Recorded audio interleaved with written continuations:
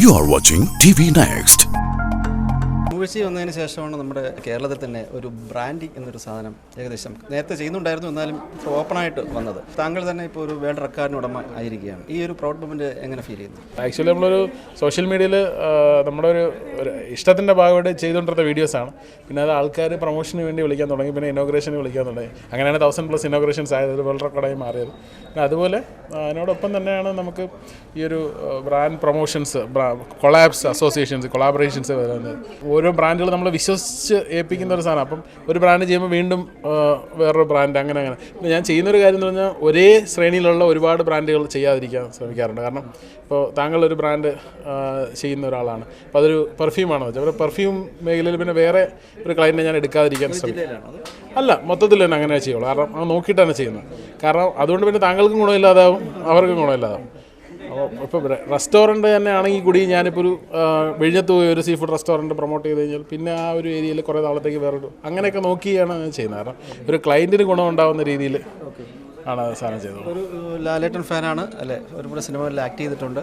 നമ്മൾ തന്നെ ഒരു ആൽബത്തിൽ അല്ലേ നിങ്ങൾ ഹീറോ ആയിട്ട് അഭിനയിച്ചിട്ടുണ്ട്, നമ്മുടെ ശിവക്ഷേത്രത്തിൽ വെച്ച് ചെയ്തത്.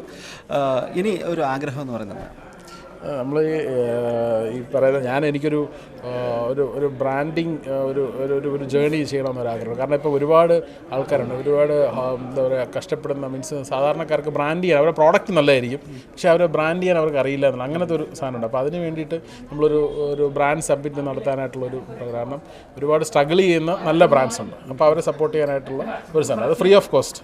ഇപ്പം നമ്മളിപ്പോൾ വലിയ ബ്രാൻഡ്സിൻ്റെ നിന്ന് ഒരുപാട് കാശ് മേടിക്കുന്നുണ്ട് ബ്രാൻഡ് ചെയ്യുന്നതിന്. അപ്പം നമ്മളിപ്പോൾ ഒരുപാട് സ്ട്രഗിൾ ചെയ്യുന്ന അങ്ങനെയുള്ള ബ്രാൻഡുകളെ സപ്പോർട്ട് ചെയ്യാനായിട്ട് ഒരു സാധനം. നമ്മുടെ അനിൽ ബാലേന്ദ്രനെ പോലുള്ള മോട്ടിവേഷൻ സ്പീക്കേഴ്സുണ്ട്, അപ്പോൾ നമ്മുടെ കേരളത്തിൽ ഒരുപാടുണ്ട്. അപ്പോൾ ഇവരൊക്കെ ട്രെയിൻ ചെയ്യുന്നുണ്ട്.